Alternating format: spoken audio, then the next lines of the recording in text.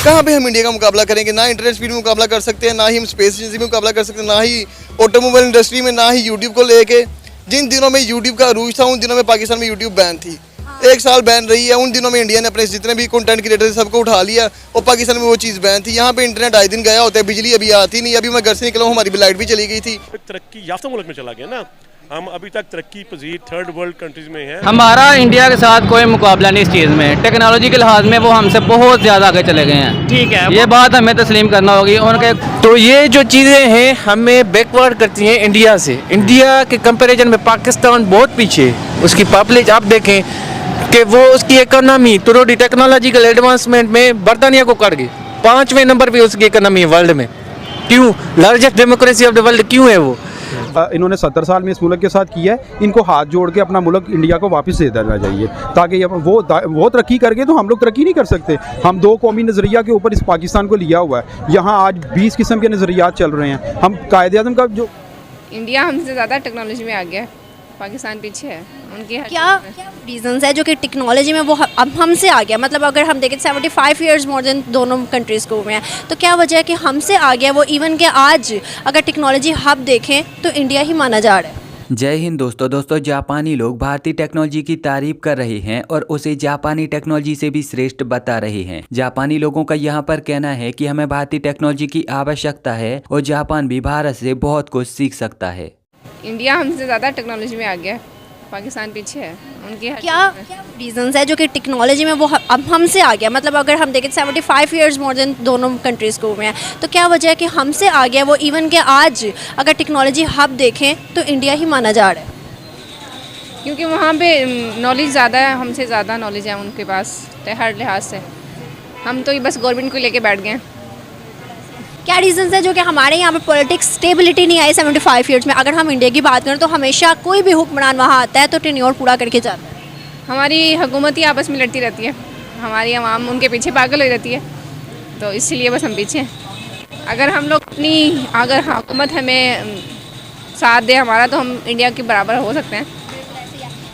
Facilities तो है ही नहीं, हुकूमत कुछ नहीं दे रही पाकिस्तानियों को, खुद ही अपने बलबूते पे सब कर रहे हैं जो भी कर रहे हैं। अगर बरक्स इंडिया की बात, उनकी हुकूमत उनको सपोर्ट करती है हर मामले में। अब दरअसल हाल ही में Bharat Japan science and technology innovation forum Indian institute of Bengaluru में हुआ और वहां पर जापान के फादर ऑफ इंटरनेट कहलाने वाले प्रोफेसर जुन मुराई भी उपस्थित थे। और प्रोफेसर जुन मुराई का यहां पर कहना था कि जापानी टेक्नोलॉजी और भारतीय टेक्नोलॉजी में जमीन आसमान का अंतर है। इस फोरम में प्रोफेसर जुन मुराई का यहाँ पर कहना था कि भले ही दुनिया ये कहती हो कि जापानी टेक्नोलॉजी भारतीय टेक्नोलॉजी से बहुत ही ज्यादा एडवांस है, लेकिन वास्तव में हम जापानी लोग ये जानते हैं कि भारत ने आज टेक्नोलॉजी के मामले में जापान को बहुत ही ज्यादा पीछे छोड़ दिया है। भारत के पास यूपीआई और आधार जैसी कई ऐसी एडवांस टेक्नोलॉजी हैं जिनके माध्यम से भारत सरकार अपने यहाँ के लोगों की बहुत ही आसानी से गणना कर सकती है और उनके हिसाब से नए नए नियम कानून और नई नई योजनाएं निकाल सकती है। साथ ही साथ यूपीआई जैसे अलग अलग प्लेटफॉर्म का उपयोग करके भारत सरकार भारत को बहुत ही तेजी से डिजिटल बना रही है। लेकिन वहीं पर वास्तव में हम जापानी तो इस प्रकार की टेक्नोलॉजी के बारे में अभी जानते भी नहीं हैं। प्रोफेसर जुन मुराई का इस फोरम में यहाँ पर कहना था कि भारत अपनी टेक्नोलॉजी के दम पर बहुत ही तेजी से विकास कर रहा है और आज भारत के ज्यादातर लोगों के पास बैंक अकाउंट है और साथ ही साथ भारत में घर घर इंटरनेट की सुविधा उपलब्ध कराई जा रही है। उनका यहाँ पर कहना था कि भारत सरकार भारत के छोटे छोटे गाँव में भी इतने सस्ते और इतने सरल माध्यम से इंटरनेट उपलब्ध करा रही है कि इस तरीके को अभी तक हमारा देश जापान समझ तक नहीं पा रहा। प्रोफेसर जुन मुराई का आगे यहाँ पर कहना था कि आज के दौर में भारत के पास कई ऐसी एडवांस टेक्नोलॉजी हैं जिनके माध्यम से भारतीय लोग केवल एक क्लिक में ही बहुत कुछ कर सकते हैं और यही सारी टेक्नोलॉजी मिलकर आज भारत को बहुत ही तेजी से एक विकसित देश बना रही हैं। प्रोफेसर जुन मुराई का यहाँ पर कहना था कि आज के दौर में जापानी टेक्नोलॉजी की उतनी ज्यादा अहमियत नहीं है जितनी की भारतीय टेक्नोलॉजी की अहमियत है और इसीलिए प्रोफेसर जुन मुराई का यहाँ पर कहना है कि दुनिया भारत से बहुत कुछ सीख सकती है और भारत से प्रेरणा ले सकती है। हालांकि इस फोरम में प्रोफेसर जुन जुनमुरई ने यहाँ पर अपनी जो भी बातें कही हैं वो उन्होंने बहुत ज़्यादा सोच समझ के कही हैं, और क्योंकि उनको जापान में फादर ऑफ इंटरनेट कहा जाता है तो उनको एक बहुत ही बड़ा दर्जा दिया जाता है, तो इसीलिए वो जो भी बात करते हैं वो बहुत ही ज़्यादा सोच समझ के करते हैं। तो उनकी बातों में तथ्य तो है, लेकिन अगर मेरे हिसाब से देखो तो हर टेक्नोलॉजी का अपना एक अलग उपयोग है, और कई टेक्नोलॉजी ऐसी हैं जिनके मामले में जापान भारत से बहुत ही ज़्यादा आगे है, और कई टेक्नोलॉजी ऐसी हैं जिनके मामले में भारत जापान से बहुत ही ज़्यादा आगे है।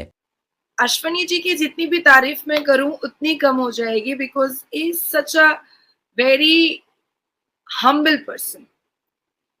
डेफिनेटली आज इंडिया, आपने खुद आंकड़े बता दिए पाकिस्तान में रह करके, अब आप सोचो कि मोदी भक्ति जो है वो तो पाकिस्तान में कितनी ज्यादा चल रही है।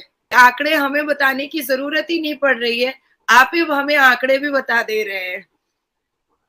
देखिए, इंडिया जो है, इंडिया की बातचीत जो है वो 30 नेशंस के साथ चल रही है यूपीआई के लिए। मैंने आपके साथी चैनल पर आई थिंक 15-20 दिन पहले कहा था कि यूपीआई और फोन ट्रांजैक्शन को लेकर के काफी चर्चित बातें हो रही हैं कि आखिर ऐसा इंडिया कौन सा ऐप्स इस्तेमाल कर रहा है। मैं उस स्टेटमेंट को फिर से रिपीट कर रही हूँ, आपके ही चैनल पे मैंने कहा है कि आखिर ऐसा कौन सा ऐप्स इंडिया यूज कर रहा है जो ट्रांजैक्शन वालों को कोई एक्स्ट्रा पैसा खर्च नहीं हो पा रहा है। हर वो कंट्री जो अपनी जनता के बारे में निम्रा सोचती है, हर वो कंट्री जो अपनी जनता को फ्लेक्सिबिलिटीज और पॉसिबिलिटीज और फैसिलिटीज देना चाहती है, वो जनता के बारे में और जनता के लिए बहुत कुछ करने को तैयार होती है। आज इंडिया से 30 नेशन बातें कर रहा है यूपीआई को लेकर के। कई नेशन के मेमोरेंडम भी रेडी हैं, कई नेशन की बातचीत चल रही है, कई कंट्रीज के मेमोरेंडम अभी रेडी हो रहे हैं, कई पर साइन हो चुका है, कई पर साइन होने वाला है। अब जो ये चीजें हैं, अब देखो आप, अंडरस्टैंडिंग ऑफ एमओयू में फ्रांस आ रहा है, यूएई आ रहा है, सिंगापुर आ रहा है, तो ये क्या है? आज मेड इन इंडिया एक्चुअली में एक बहुत बड़ी बात हो गई है। आज इस पूरी दुनिया के लिए मेड इन इंडिया सर्वप्रथम देखा जा रहा है। हमने बहुत पहले एक गाना सुना था कि इंग्लिस्तानी नहीं चाहिए, कोई तानी नहीं चाहिए, एक दिल हिंदुस्तानी चाहिए। आज भी आप बम लगा करके बदन में सोचते हैं कि हमको 72 हूर मिल जाएगी, वर्जिन हूर ऊपर में, तो इस लालच में आप लोगों की जानें लेते हैं। इंडियन सिटीजन इम्प्रूवमेंट को एक्सेप्ट करते हैं, इंडियन सिटीजन्स को एक्सप्लोर करना पसंद है, इंडियन सिटीजन्स को मॉडर्निटी एक्सेप्ट करना पसंद है, इंडियन सिटीजन्स को स्मार्ट इंडिया पसंद है, इंडियन सिटीजन को डिजिटल इंडिया पसंद है। इसीलिए हमारे यहाँ वंदे भारत आई, बुलेट ट्रेन आया, बहुत सारी ऐसी चीजें आई हैं जिसके बारे में अभी आप।